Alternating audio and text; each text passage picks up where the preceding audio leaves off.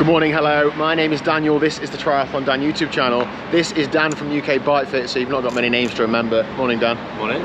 We are in the Canary Islands, we are in Lanzarote, we are starting a 7-day gravel bikepacking adventure. I feel slightly scared saying that now, Dan, how are you feeling? I feel great. I'm just ready to go, genuinely. I'm just so excited now. Yeah. Now all the travel stress is out of the way and my bike's in one piece and it works. I'm just ready to go now. It's a bit early to be saying that, but okay. No, I'm up for it. We have smashed the breakfast buffet. Today is going to be about 85 miles and about 7,000 feet of climbing, lots of gravel, some road, all the way across the island of Lanzarote. We've got 15 miles into a headwind to start, and then the rest of it should be a tailwind, which in reality is just going to mean it's really hot. But should we get cracking?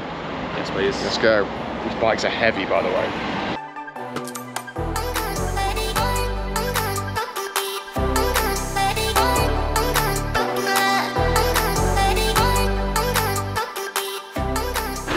Hola. Nice mullet and calves. Why is it only showing me? It's not very wide. Oh, it's wider than the screen shows. Just pointing in our general direction, are we on it? So we've just got to Orzola. We've started it, haven't we? We've started. So we've ridden 20 miles to get to the start, which is in Orzola, which is the start of the Gran Guanche gravel race, when it is raced. So pace hasn't been amazing. Oh, thanks for that. I thought I was doing really well. Mainly down to Dan's legs, but yeah, predominantly down to the block headwind that we've had for 20 miles. Yeah. Which is not the ideal start, but now we've turned into the tailwind. Yeah. And now it feels so hot. It's red hot. And I'm beginning to flat so already. I already have been off camera about how long today's going to take. We've got 70 miles left. Time of day is 20 past 10. I thought the last ferry was at 6. There might be a later one, but we're riding across Lanzarote today, getting the ferry across to Fuerteventura and staying there tonight. So we booked our accommodation all week based on those things happening. So we cannot not get across the water to Fuerteventura today. That has to happen. So Dan's not bothered. Dan's panicking, as you can tell, but we're going to be totally fine. I'm the optimist of this bunch. So yeah. Anyway, we'll crack on and see how far we get. Yeah. Planning to stop in about, what, 30 miles or something? Yeah. For a bit of a lunch stop. Yeah. We'll see how we go. Yeah. So the first climb seems pretty major, and Dan, it is baking hot with a tailwind, isn't it? Can't believe how much it's changed just with the wind. It's so hot now, sweating loads. Yeah.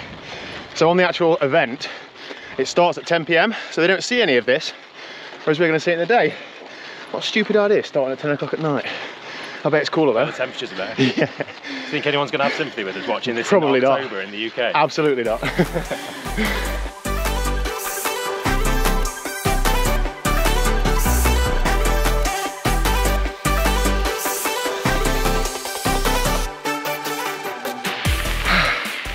That's a punishing way to start. I was flat out up this first gravel climb just to keep moving. Man, bikes are heavy, I'm heavy, it's hot. Come on. In other news though, we did discover I had the wrong route on. It's actually a bit shorter. Now I've got the right route on. But that doesn't really make it feel much better at the minute. Dan's climbing well as expected. He can get the Fanta lemons in at the next calf. I'm struggling to find a dry bit to wipe this camera lens on. So I'm trying to walk before I need to now, just so I can walk a bit better purpose. As soon as it's super steep and I'm working at like 350 watts or 3 miles an hour, I'm better walking. Like now I'm doing 2.8. So that's the plan, just keep moving, relentless forward progression.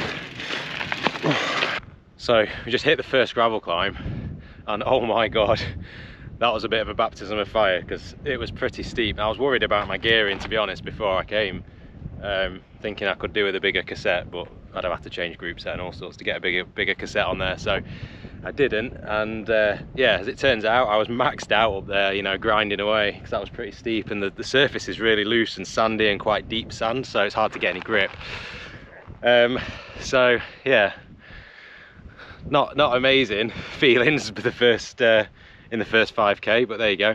Dan's just coming up now. I presume he had to unclip because there was a fair few little wells going down the middle of the track, so it was really hard to get grip. But you worried for what's to come now, but either way, we'll be all right. Here he is. Check that out. Woohoo! I'm not going to get too close to the edge if that's okay. No pressure, Dan, but this is the postcard shot. I don't want to stop too much for photos, but look at that. Yeah. You can't not stop for that. That is amazing. So we're just over 30 miles in now, and our first stop, our only stop of today, lunch stop, is planned at 39. You'd normally think, oh, it's, I don't know, half an hour, 40 minutes or however long. You've just got no idea. Like, we've been on this gravel climb for the last mile or so. I'm doing 4 miles an hour. Like, it's a long time at that pace. Going through fluid like no tomorrow. I think we've got enough to get there, but we're really drinking a lot, and I'm feeling quite sick. I think it's just from the amount of fluid I'm getting down and the heat, but just got to keep it going. Dan just stopped to put some fluid in his backpack out of bottle, so I'm just keeping going because he's climbing way faster than me. And if he keeps stopping and waiting, and then I stop when I go to reach him, I'm just going to lose loads of time, so just got to keep rolling. I do believe we've just got to the top of the biggest climb today. We're about 2,000 feet, aren't we, Dan? Yeah, I think we are. We've got a massive, we're basically descending down to the same level as the coast, so we've got a huge descent coming up. Yeah, but that's been pretty hard work, hasn't it? Yeah, like that last bit was road, but the majority of that was gravel, and it's, again, just really loose and hard to get any traction. But still good. Yeah, I'm struggling to get traction on my shoes on the floor, but got it in the end. Oh, not far to the shop stop.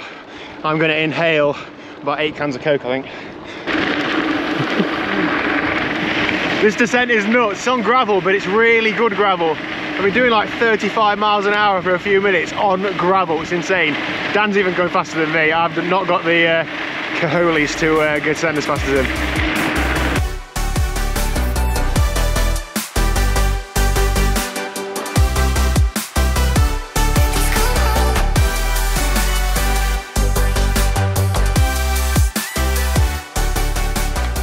Located at the supermarket, absolute godsend. So I've been in first and got quite a bit of fluid. Dan has got quite a bit of fluid. Wow, I mean, I hope you're carrying all that. Wait, what's your snacks of choice, Dan? Haribo, yeah.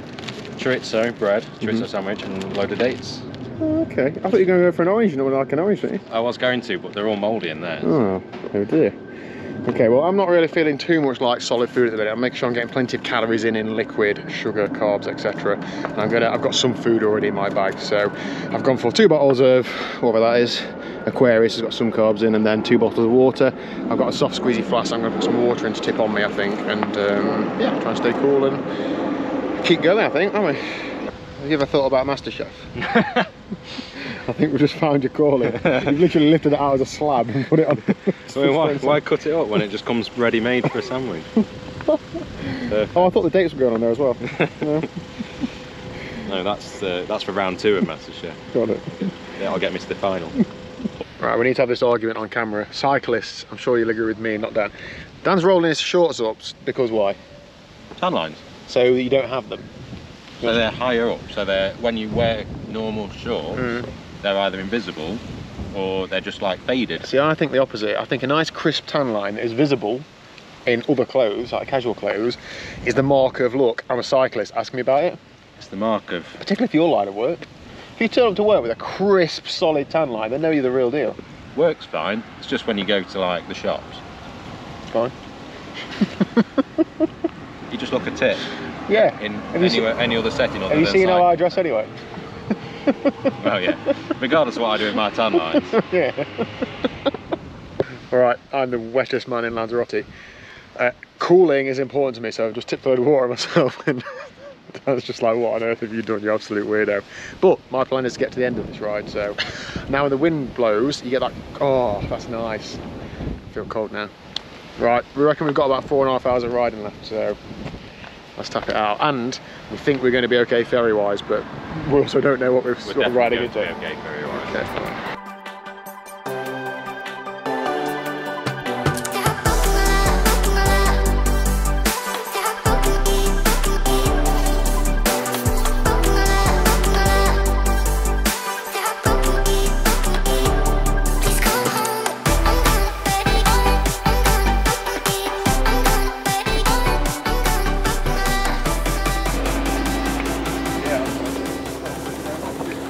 just stopped at this bike shop just to get some CO2 canisters. Chatting to the guy in the shop, wife happens to work at Club La Santa in marketing, so obviously Dan's like a kid in the sweet shop now, and chatting him up and asking for a free stay now after he's slagged him off camera. So never misses an opportunity, does he, that lad? Okay, Dan. I've just gone through quite a sandy section, and I'm running 2.1-inch tyres, which are 54mm. Dan's are 45s, and you can really tell the difference. I'm able to just ride through a lot of sand, and he's finding it a lot more twitchy. But it's not been like night and day difference, but just enough for it to make a difference. So yeah, I'm enjoying having one advantage on terrain for once. But it's all good fun. It's nice, it's not too deep sand, but it's just enough to make you think and just try and ride smooth. Thinking Van der Poel thoughts. Is that Van der Poel riding through the sand? Yeah. Bambi on ice. I think tyre width makes a big difference on that, doesn't it? They're just, the tyres are just really struggling to like stay afloat. Yeah. And they're just sinking straight in. Yeah. What a beautiful place though. This is mint, isn't it? I'm so hot. We've got 24 miles to go and about 1,500 feet. We're on the way up the last climb, which is sort of like up and down. Dan's just stopping to scoff some dates because it's hard to eat and drink while you're on like bumpy terrain, so stopping and making sure he's getting some fuel in is sensible. I'm going to tip the rest of this water on me, even though it is like red hot, and continue moving. It is scorcher, but it's been really good, so not far to go. Oh yeah. This is a proper lava field we're riding through now. I bet there's just some right graft to get a path built through it. That's awesome, isn't it? Check that out. Just like nothing grows on it, does it? It's absolutely mental. Yeah. Rock. Yeah. I know it's not much to look at, but it's pretty like spectacular. Yeah. And you think it's been there for such a long time? Yeah.